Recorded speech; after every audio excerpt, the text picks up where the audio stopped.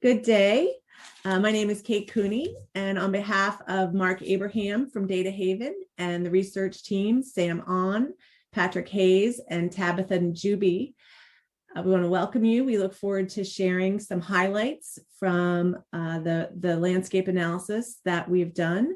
It's a report that you'll be also receiving, commissioned by the Community Foundation of Greater New Haven, Mission Investment Company, and the New Haven Equitable Entrepreneurship Ecosystem Council, or the NHE3.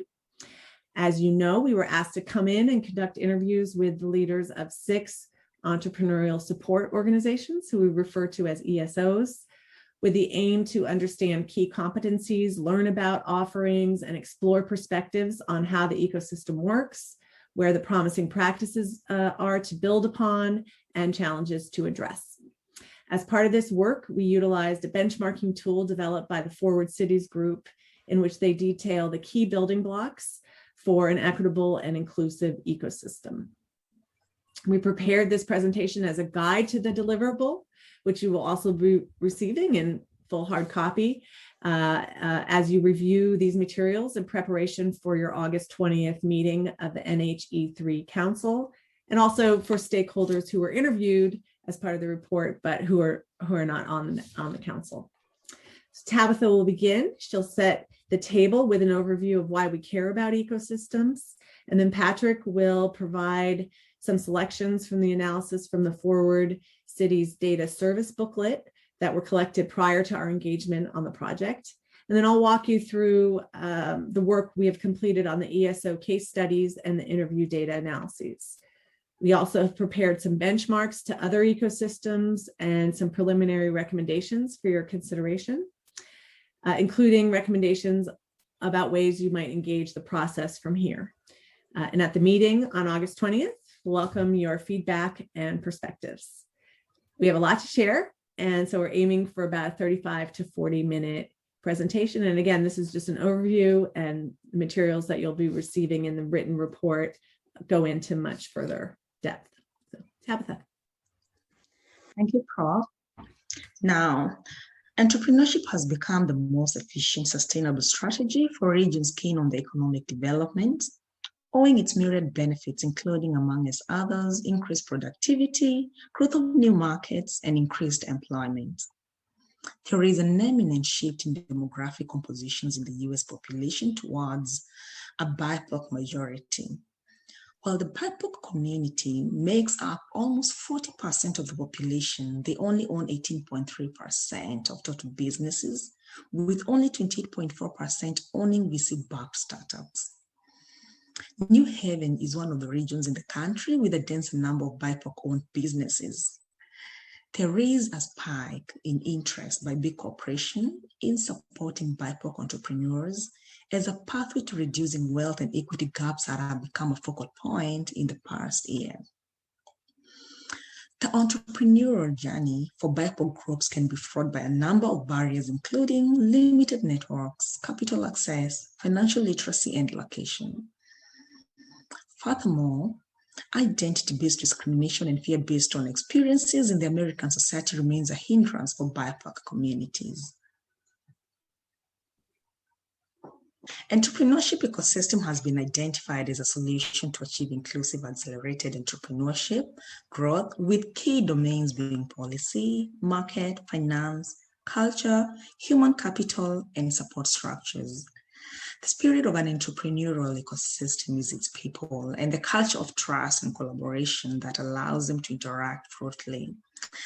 This allows a fast flow of talent, information, and resources required by entrepreneurs at each stage of growth, leading to a whole that is greater than the sum of its separate parts. Thank you. Over to the next presenter. As a metro region, half of businesses have fewer than 5 employees, and almost all have fewer than 50 employees. And this is a good point to see that there's room to grow, to focus not just on startups, but also on growing the businesses that are already in operation. Here you can see that retail, healthcare, and accommodation account for more than half of firms in the New Haven-Milford MSA. In contrast, about half of salaries come from healthcare, education, manufacturing, and wholesale trade. Education, administration, wholesale trade, and arts and entertainment account for about half of employees. Here you see the drastic contrast in business ownership between whites and Asians and Blacks and Hispanics. COVID-19 has decreased small business revenue by almost half. We're pretty similar to Providence, but are much worse than Baltimore and Philadelphia. And if we look at percent change in small businesses that are open, we lost about 40%, which is more than Providence, Baltimore, and Philly. Even though we all knew that some businesses were more vulnerable than others, this statistic was still stunning. And we know the reasons. The wealth gap provides less cushion in times of crisis. Undercapitalization means less reserves in times of crisis. Segregated neighborhoods can have implications for Black-owned and Black-led businesses as well. As Andre Perry at the Brookings Institution shows, highly rated Black-owned businesses don't grow as fast if they're located in majority Black neighborhoods. Longstanding policy initiatives to open markets to MWBEs, such as preferential procurement programs, need sustained efforts. And in Connecticut, the last disparity report to support this work was done in 1992. At the same time, we have really promising trends showing strong interest in entrepreneurship by Black, Indigenous, people of color population or BIPOC population, and shifts by that population into related higher education degrees in business and engineering. So a dynamic regional economy requires a mix of small and large companies. The entrepreneurial ecosystem then has this dual role of moving entrepreneurs from an idea stage into operational, and then providing the resources, technical assistance, and advice to scale up existing businesses. You could think about entrepreneurship ecosystems as being set up to serve different kinds of entrepreneurship. And we largely chunk these into innovation-driven entrepreneurship, such as that occurring in biotech and tech clusters, and small and medium enterprise entrepreneurship, the barbershops, construction firms, professional services businesses, retail services and products. And these different kinds of entrepreneurship have implications for the way the ecosystem arranges support for entrepreneurs. Donna Leckie and Sri Muthu at the Health Haven Hub are operating in the innovation economy, but most of the others interviewed focus on the SME category. But we've learned from experiences like Portland, Oregon, and in the microbrewing industry that emerged out of that regional economy, that products and services that first developed for local markets can scale up nationally and even internationally. So the ecosystem ideally has pathways for extra local, extra regional scaling for businesses that start as small and medium-sized enterprises as well. There are also policy initiatives that can shift local demand and grow it in big ways. For example, the new way that the child care tax credit is designed into a monthly refundable check that's fully refundable all the way down the income distribution and up the distribution all the way to families of earning $400,000 or less. Back of the envelope, just looking at the impact if all families below the poverty line took the credit, that would be a $6.5 million a month increase in additional disposable spending in the New Haven city economy. And that's more money for haircuts and restaurants and fish fries and beauty products and essential services like childcare that local SMEs can provide. So the Forward Cities has developed this framework for building an inclusive entrepreneurial ecosystem. And the interviews that we did, we focused on the 5 categories in bold here, but we've also prepared a brief SWOT analysis on the talent and mentor pipeline and the policy components of the framework that you can build on and iterate in your work. So in terms of the talent pipeline, We see New Haven has a diverse and growing pool of makers, dreamers, and doers. It's a nice base for recruiting qualified and multilingual mentors for budding entrepreneurs.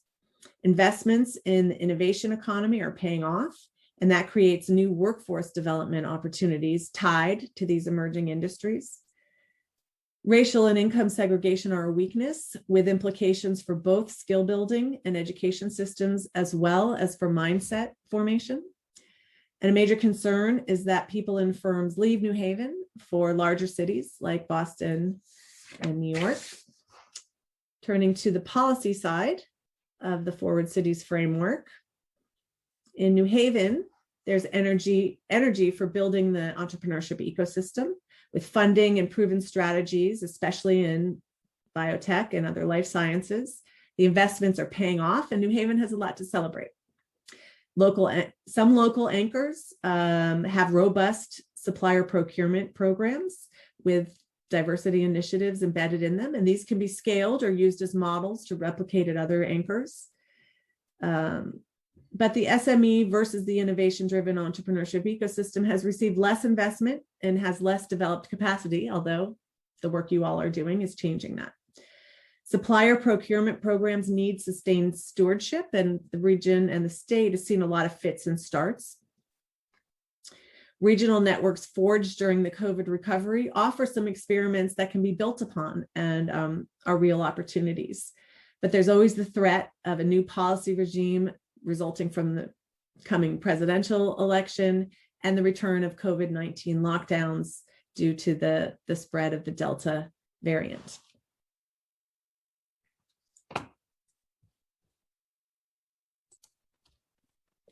Forward Cities collected survey data from 30 ESOs, asking them about which stage of business they support and which categories of services they provide.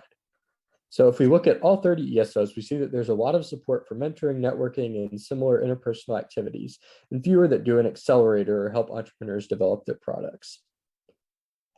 Under operational, we see a significantly smaller concentration of services with very few related to workforce or tax assistance. In financial services, there are many ESOs who help connect entrepreneurs to funding, but only a little over half of them directly fund businesses. Here we took the 20 categories and broke them down into smaller subcategories. The chart shows the target ESOs we interviewed. And again, we see there's plenty of support for mentoring and management alongside some financial services, but there's almost no support to help you build your workforce. The heart of our analysis is the 6 ESO case studies. Our methods included a 90-minute interview with the directors or leadership team of 6 ESOs. We prepared a 2 to 3 page case summary, crystallizing the key components of each model. We have a list of quotes for the data walk for the unattributed section. These materials were all checked with the persons interviewed prior to sharing them out. And for each case, I also prepared a graphic slide depicting key elements of the model.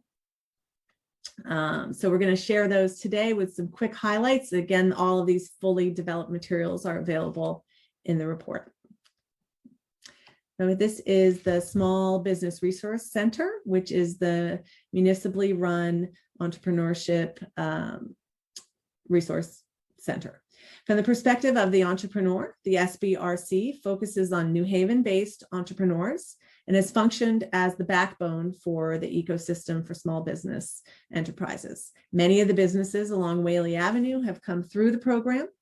They offer a 9-week curriculum called DNA of the Entrepreneur, designed with intention. Every element is well designed to move the entrepreneur to the next level. For example, you can't enter without having a credit score at a certain level, and they have a strong partnership with the Urban League of Southern Connecticut to do this work. At the end of the 9 weeks, you emerge with a business plan written, which is key for garnering funding from banks and other financial sources. And you're connected as you leave with an advisor at the Connecticut SBDC who helps bridge that that connection to capital sources. For businesses at the growth stage, the SBRC has a strong referral relationship with the Goldman Sachs 10,000 Small Business program, and they are always iterating for strategic impact. So a few examples of this initiative with the Department of Corrections, offering inmates within 6 months of release to join the DNA of the Entrepreneur class virtually, so that when they come out, the only thing they have to do is work on their credit score prior to connecting with the SBDC and working on funding for their entrepreneurial idea. And in terms of market access, the development of the Holiday Village kiosks on the green, which moved to the web during the COVID era. An entrepreneur would encounter collab at multiple places around town. They invest heavily in their relationships with feeder organizations. They're located in the library, the heart of the community, a trusted location, provide a welcoming environment to explore entrepreneurship. They're currently leaning further into pipeline building with their groundwork pre-accelerator, and into sector-specific work with their partnership with City Seed. A signature element of their programming is the public pitch day. They provide a node to a small network that they're building of capital providers, especially newer capital providers in the area, including TCF, MIC, and Next Haven. And a current focus is on aligning their programming to prepare entrepreneurs for investment from those partners. They're also considering a dual accelerator model where they have programming for different stages of growth. There we go. Known is new to the ecosystem, but learning fast. You have a market-oriented entrepreneur in Juan Salas Romer looking to create a distinctive and value-generating position in the ecosystem. Known is building a platform for wealth building, featuring a looping pathways between the co-working space and the accelerator, such that entrepreneurs have access to the co-working space while they're in the accelerator. And the co-working space programming is enriched by the accelerator as entrepreneurs give talks and showcases and pitch to the investors. So there's this cross-fertilization. Known as eager to be better connected, doesn't want to operate in a vacuum, and knows that success for the entrepreneurs depends on the market and capital provider nodes. There's aims to develop pathways to the Greater New England Minority Supplier Development Council, to BBA, to SAMA, and other platforms where BIPOC entrepreneurs can learn about market and growth opportunities. Similarly, looking to build out partnerships on the capital side with specific investment profiles to move businesses along a continuum of capital investment stages and stages of growth. He's also envisioning his own exit, either by scaling the model or getting acquired by another organization. BBA is under new leadership of Anne-Marie Knight, who's a very strategic thinker. It's growing quickly. There's currently 7 staff, many of them recently hired. BBA functions as a hybrid between a Chamber of Commerce type business organization and a service provider.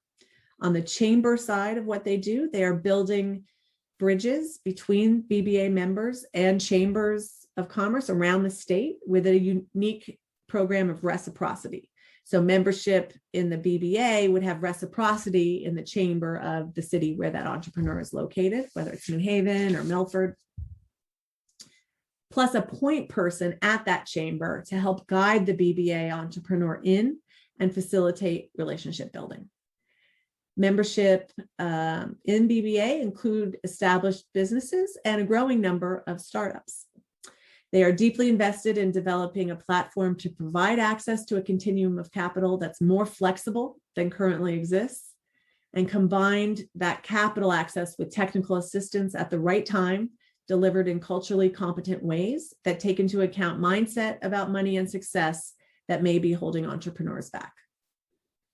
They're experimenting with a cohort model for technical assistance and speaking truth to power from the position of leading the conversation about what is truly needed for Black entrepreneurs in particular to thrive in Connecticut. Donna Leckie and Sri Muthu at the Hub focus on incubating businesses for global market opportunities. The Health Haven Hub and Health Venture dimension to their hub is, in a short amount of time, has developed strong programming with tailored programs for women, BIPOC entrepreneurs. They're committed not just to the specific innovation-driven entrepreneur that they target, but also to creating multiple structured pathways for moving more people of color into the entrepreneurship ecosystem at local, national, and even global levels. They're acting in capital markets to develop initiatives for BIPOC venture capital fund managers interested in cultivating networks at elite levels, the Goldmans, the HBCUs, Harvards, and Yales, to push that work forward, while also forging strong local ties here in the community. Through Donna's work at the Prosperity Foundation, through the Hub's hosting of the 5 college partnerships that make up iHaven, and at the city and state levels. In Health Venture and Health Haven Hub, New Haven has sharp, skilled operators who are connected globally and are actively focused on national initiatives, but also have strong local ties. Last but not least, we have the SBDC in Connecticut, the Small Business Development Center, which is one of 63 centers in a national network of SBA advisors. The heart of what they offer is unlimited free one-on-one advice. Connecticut has 18 advisors organized into teams. Joe Williams is assigned to the chamber in New Haven, and he leads the capital team. SBDC has access to capital providers to help entrepreneurs with all the paperwork they need for getting bank financing, including cash flow, profit and loss statements, and can pre-sell the entrepreneur to the banks, angels, and VC networks that they work with. They can also help with market access, introductions to buyers at casinos and groceries, for example, on the one hand, and also know the landscape of the state regulatory environment so they can save time and highlight pathways that entrepreneurs are not even aware of. They work with entrepreneurs over long periods for free, stepping in with strategic advice along the journey. Joe talks about liking to help businesses think 5 levels ahead and has the strong networks that are key to access a varied and valuable set of resources for the entrepreneur to help them get there. We've compiled information on ESO curriculum and offerings based on curricula descriptions on their websites. These have not been checked by ESOs, and therefore they may not reflect changes that are underway to these curricula and the offerings. Additionally, some websites are more descriptive than others, so these categories may contain a more robust set of offerings underneath the unit description. As you see here, many ESOs offer the same broad units of programming: business planning, finance, accounting, marketing, raising funds, social media, and legal services, or the basics of legal. The output or the key product that the entrepreneur leaves the program with varies across ESOs. Some, like SBRC, give entrepreneurs a business plan in hand as part of their curriculum. Many others, each entrepreneur has an individualized journey working on a specific KPI hashed out at the beginning of the program, depending on where they are and what their specific needs are.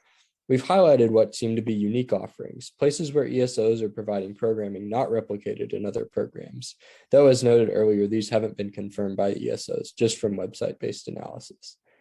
Health Haven Hub has probably the most distinct offering, giving their sector focus on digital healthcare innovation. Collab has more distinct offerings related to self-exploration as a starting point for the entrepreneurial journey, and also in their food accelerator partnership with City Seed. Known is the only ESO that listed sessions on working with productivity tools, insurance, as well as information about minority certifications. That doesn't mean that nobody else is doing this, but entrepreneurs at the known graduation mentioned the insurance unit as specifically valuable. BBA does more standalone offerings and hands-on TA, hosting workshops on customer retention and service, giving the membership concentration of professional service businesses, and they also work on resume writing. They also have multiple financial related workshops, working with financial statements and actually using those statements to predict cash flow. SBRC covers all the basics and also has a class on basic numbers, which is noted as none of the others had one. Others might do it, but it just wasn't reflected in the title of their curriculum. This slide and the next show the data collected from the web on each entrepreneur support organization's curriculum. And the red boxes are the elements that appear to be a distinct offering. And then we can see this also in the next slide.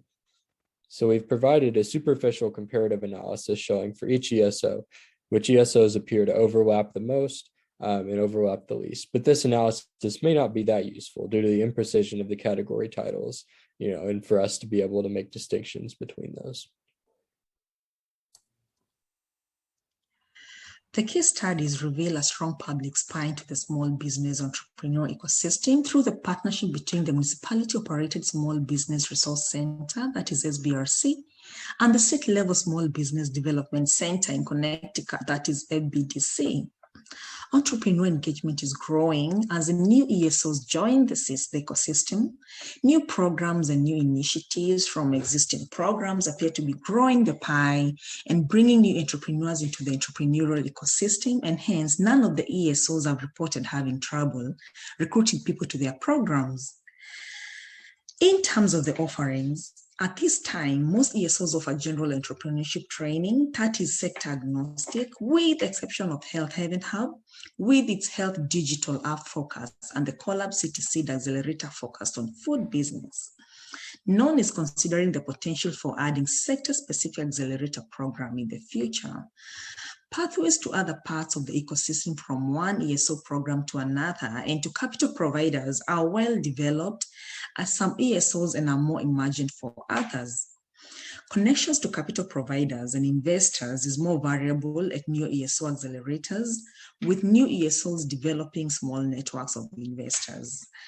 This makes sense as a network takes more time to establish, but there could be implications for the entrepreneur if linkages remain highly variable between these ESOs.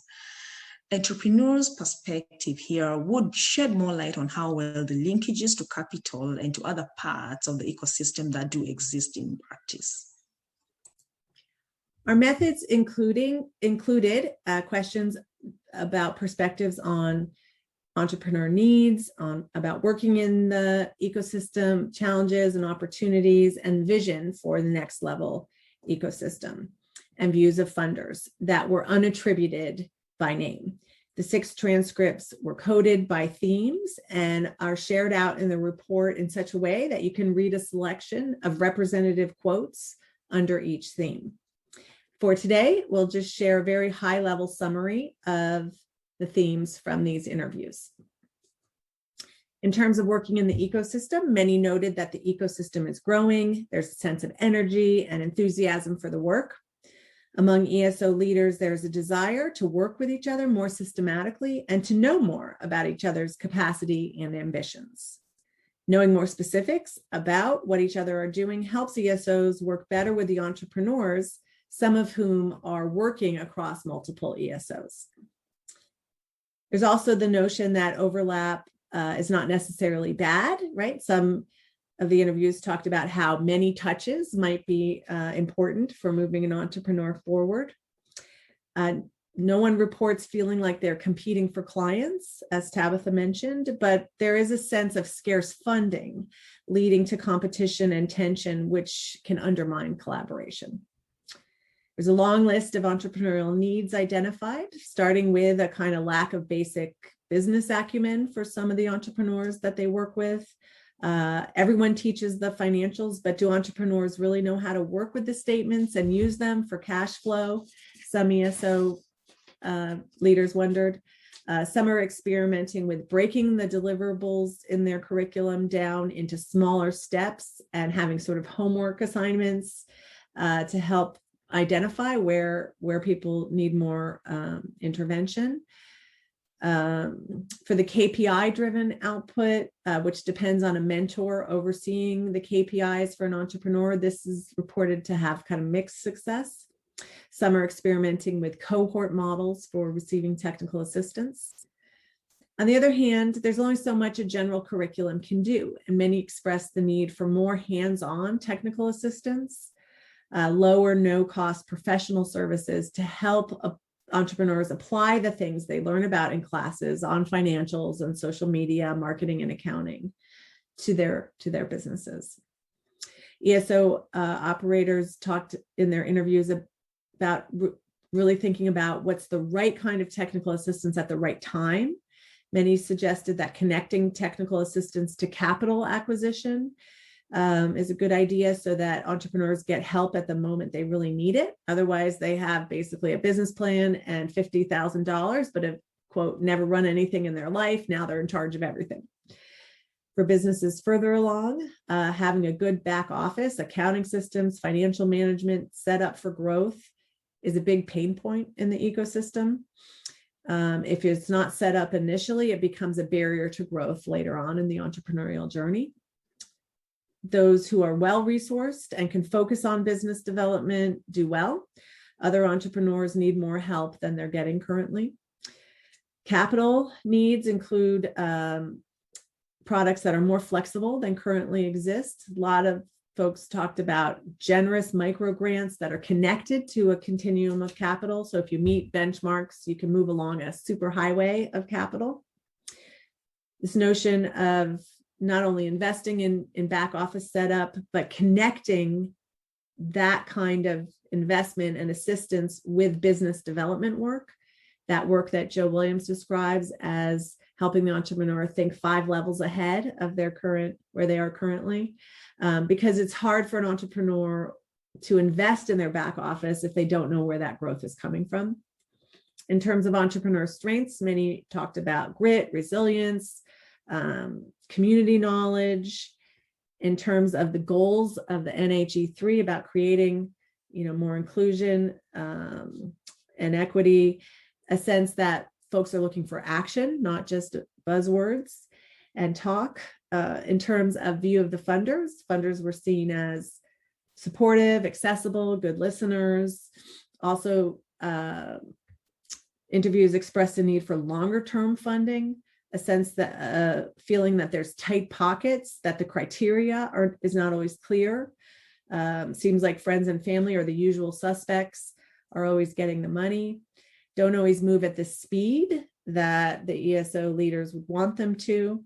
In terms of the NHE3 process, there's concern about a lack of transparency, uncertainty about what's the end game of these research engagements and the process overall, a desire for a process that will really allow more marginalized voices at the table to truly have a say, not just be gathered in the room, but have some say in the process. And also a feeling that now is the moment. There's a sense of urgency about taking advantage of the current moment to act in a truly transformational way.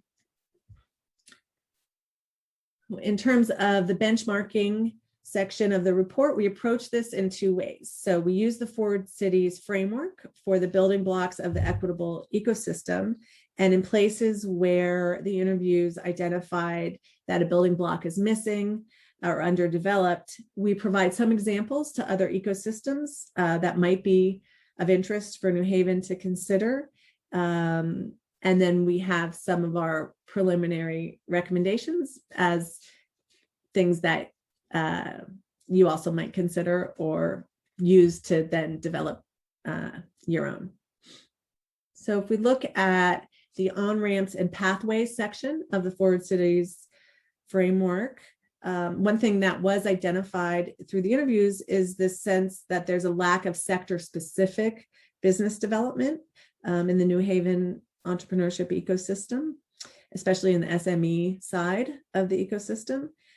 We highlighted a couple examples here. I'm just going to highlight one in this presentation, which is the work of Urbane Development in their Flatbush Caton Market project, which is opening in October. It's a project that, among other things, features 2 very large, low-cost community production spaces that are available for rental. So a commercial kitchen, a place to make lotions and perfumes. Urbane ties business development services right to those production spaces. So if someone's coming in and making a good soap that has market potential, the business developer can help broker, just begin talking to them and help broker access to selling those soaps at maybe one boutique hotel in the area, and then move up to a hotel chain or to airlines, because in Flatbush, Caton Market, they're working with Caribbean vendors primarily. They brokered some relationship with airlines flying to the Caribbean as a place to put products of entrepreneurs. He also has the kitchen space set up for live streaming. So it gives entrepreneurs access to YouTube, live cooking demos, or TikTok to build their customer base. And what we like about this model is that it provides a space for the side hustle to flourish, but then there's this pathway to really grow that side hustle to the next level, if there's ambition or interest in doing so. On the intersections and conversations building block, a lot of exciting things happening in New Haven. There's many new entrepreneur-led events connecting diverse stakeholders, things like Tweak My Biz at BBA, Pivot Talks at Known, Pitch Day at CoLab. The library has free innovation and workspaces. Something that's missing that many talked about wanting is that central wayfinding event calendar or digital resource guide to the space that would be helpful for entrepreneurs, but also for ESOs. St. Louis has one that we thought looked great. It allows ESOs to upload videos and shows the location of the ESOs on an interactive sort of smart map by type of service offered. I link in the report to some analysis that a group of consultants in Philadelphia just produced on building an equitable entrepreneurial ecosystem in Philadelphia. And one of the things they're talking about there is developing this kind of digital wayfinding, which also has a tech interface where you can just answer a few questions about where you are, what stage, where you live, and it'll spit out a list of ESOs near you that are recommended as the best first step for engaging the ecosystem. A place-based entrepreneurship center would be another way to create this kind of non-digital analog wayfinding. So, the city could think about, establishing a new entrepreneurship center. It might be built around the public spine of the ecosystem, the SBRC, SBDC public spine as the hub, and then spokes building out from there, offering more specialized services. You could co-locate certain events, and that would allow entrepreneurs engaging with the ecosystem to get exposure to many of the other operators in the space. Tech Town Detroit offers an interesting model, comes out of Wayne State University's commercialization spinoff efforts, but it expanded to include both a tech-focused and a small business-focused, SME-focused programming in the same location. And that co-location has led to some really interesting crossovers. So there was a small business launching a line of products for natural hair care for women of color who collaborated with a tech entrepreneur. So they now including tech-based interface to assess the hair type and guide to the correct set of personalized hair products in their retail setting. And then finally, on the capital side, everyone was talking about the need for low barrier alternative capital, more flexible products in that capital stack for all stages and series of funding. We'll share in the report about some of the initiatives developed by Stanley Tucker at MMG down in Maryland, whose tagline is, "There is no capitalism without capital." But in the interest of time, I'm just going to highlight a few examples here. So the Community Foundation in Albuquerque has created a friends and family band of capital. But what's interesting is that they're using this co-op capital product. So in this way, the money is lent from the foundation. It's a partnership between a credit union the foundation is helping to create the foundation for this relationship, and it uses foundation money as well, and community partners like the ESOs, right? And so it's actually what would be the ESOs in our ecosystem that actually make the decisions, that make the lending decisions, and there's no need for collateral or credit scores. It's all based on relationship that these community partners have with the entrepreneurs. So the promise of this, and the reason Albuquerque is interested in building this, is that it builds a pipeline of entrepreneurs who could eventually be in line for equity investment. And what we like about the model is that it also diversifies the actors making those funding decisions quickly and in important ways. The other one I'll quickly mention is in New Orleans, the Build NOLA Mobilization Fund, which seems to be a very well-designed program to bring contractors up through a pathway of growth to be ready to compete for the big infrastructure projects coming down the pike. And it combines some of the investments in back office, but also has a hands-on project manager working with these contracts, providing specific technical assistance at key points in their bidding process. And then in the area of benchmarks and learning, one approach of interest is the Kapoor Center for Social Impact in the Bay Area, which is investing $40 million in initiatives at all different stages and on different timelines to diversify, in their case, Bay Area tech industry. And they're evaluating, learning, seeing what works, pivoting, piloting, and so forth. And they're innovating in a mature ecosystem with a very specific goal. But that model is something that New Haven could adapt, thinking about how to fund experiments and learning initiatives in the areas that NHE3 is interested in. The emphasis is moving into action, right? Rather than just having these reports and academic analyses, to start experimenting, trying things, and have a learning community where you can evaluate them together and see what works. So as we end our presentation, we have this quote here from Diana Tremblay from the ICA Fund in Oakland, who we also highlight in the report.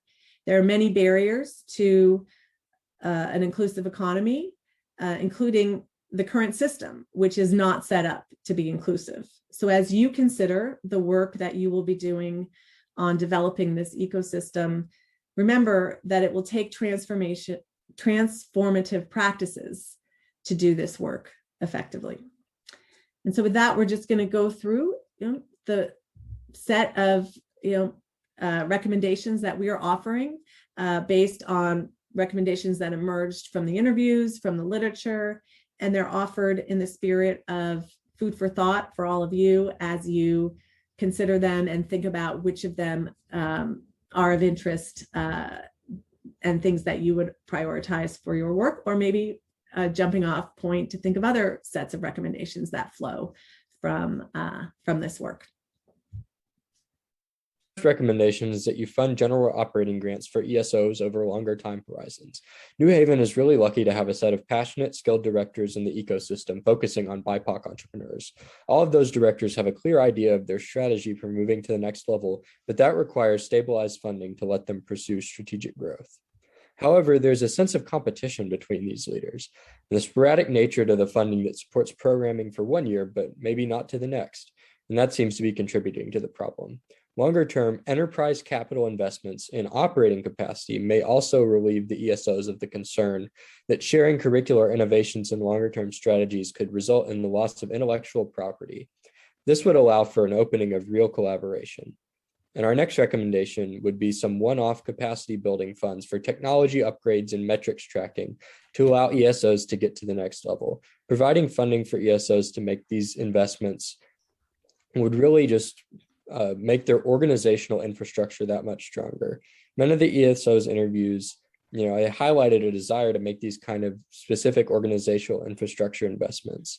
And investing in this capacity now, while money is flowing into the system, will pay dividends well into the future as innovative organizations build a more robust platform to take their operations to the next level. We also need more formal pathways to specific sectors like food and at different growth stages, as well as more coordination across those offerings. In addition, we need to connect a capital pipeline to these formal pathways and tie capital to technical assistance. Other recommendations would include creating a database of volunteer mentors to leverage expertise available in the ecosystem. There are many amazing mentors at different ESOs, but you don't want some to miss out connecting with a mentor because they are registered with one ESO instead of the other. You could also create a digital interactive wayfinding guide to the ecosystem for entrepreneurs and ESOs. We like the St. Louis example, but you may make it your own, New Haven style. The other recommendation is ESOs should partner more strategically with publics, PINE, that is SBRC, SBDC, perhaps through co-location of some activities at a new city entrepreneurship center, and survey the entrepreneurs for deep understanding of needs. It is too often these efforts are ESO-centered rather than entrepreneur-centered. Last recommendation that we have here on the list, develop a best-in-class back office reboot initiative. This intersection between back office setup, taxes, capital, that trifecta is part of the way that the history of racial injustice shows up materially. You can build this together and showcasing the strengths of each of your models or pooling the technical assistance capacities that you each have. We refer in the report to an idea coming out of the Philadelphia Equitable Ecosystem work. You could borrow this idea from them, which is to, at the ecosystem level, subsidize a group of BIPOC providers of back office related technical assistance to be involved in this kind of initiative, which would also allow those BIPOC entrepreneurs to grow their account books and then link this technical assistance to funding that the entrepreneurs are getting. And you could offer versions of this at different stages of the entrepreneurial journey. In other words, you could have a startup back office initiative and a back office reboot for businesses that are maybe 10 or 15 years in, but still don't have their back office fully set up. They're still bootstrapping. And we also thought a bit about the process of the NHE3. You're at an inflection point, and it's important at this point forward to think about building a process that's substantive and transparent at the NHE3 Council, right? You've assembled a diverse set of stakeholders and you're all gathered at the table. Some of you might be focused on entrepreneurs with small professional service businesses poised for growth. Others are at a vantage point where you can see hundreds of small businesses with growth potential, but need back office investment and connection to growth opportunities and trusted guidance to get there. Others may be thinking about building the right pipeline to move a young person from that career high school Shark Tank up through equity investments. You're all at the table. This process has engaged you in thinking about what's working in the ecosystem and where things could be better. And you're ready for action, right? So as you move forward, we just recommend really developing a transparent and structured process that defines NHE3's role in this work. In the report, we outlined two different ideas about how you could structure your process from here.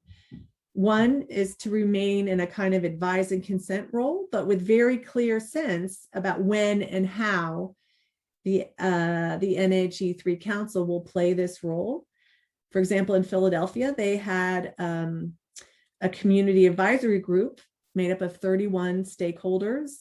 And anytime the consultants came in to work on the equitable ecosystem development, that community advisory group was engaged in very specific ways.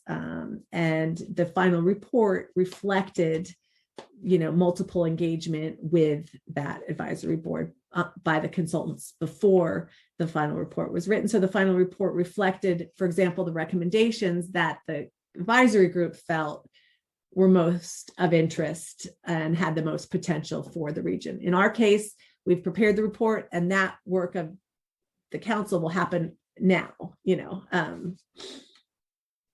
but another approach would be to create a process where the NHE3 council really leads in more systematic ways, where they take up a subset of these recommendations and create a process where they carry them forward actively. And to do this kind of work, as we talk about in the report, you might take some direction from work from people like Mindy Thompson Full of Love in her book on urban restoration, where you bring a group of diverse stakeholders together who might have various individual agendas, but also want to contribute to a system level set of goals. And so the work then is to decide for those projects to come to a common vision of why you're all engaging, what that work will be for. So related to that might be also thinking about what you're not for, right? What you're not for is having an entrepreneur who are in New Haven, who if they were in a different ecosystem, might be well on their way to wealth building, but because they're in New Haven, they never quite hit their growth stride, or having an entrepreneur for whom that perfect connection for mentorship is here in the region, but because they're at one ESO and not another, they never quite broker that relationship. So, we have some ideas about how you could engage that work, but ultimately it will be the work that you do together that determines the direction that you go from here. As part of that, you might think about, if we were going to engage some active work, what would be the guiding principles for how some of these little pilots or big initiatives would be chosen. So some of the ideas we outline in the report talk about developing some criteria, such as making sure you're working on problems or challenges that are shared, that any kind of initiative that comes from the council is one where there is an opportunity to strengthen the connective tissue between ESOs. We have them here at the that it's investing at the ecosystem as a whole, not in individual agendas, and that you're looking to the future. So let's say you decided to think at the council, how could we develop an initiative for back office reboot? Looking to the future, you would be really compelled by the urgency that comes with the knowledge that there are big opportunities with the infrastructure legislation coming down the pipeline that would inform some sense of urgency to the work.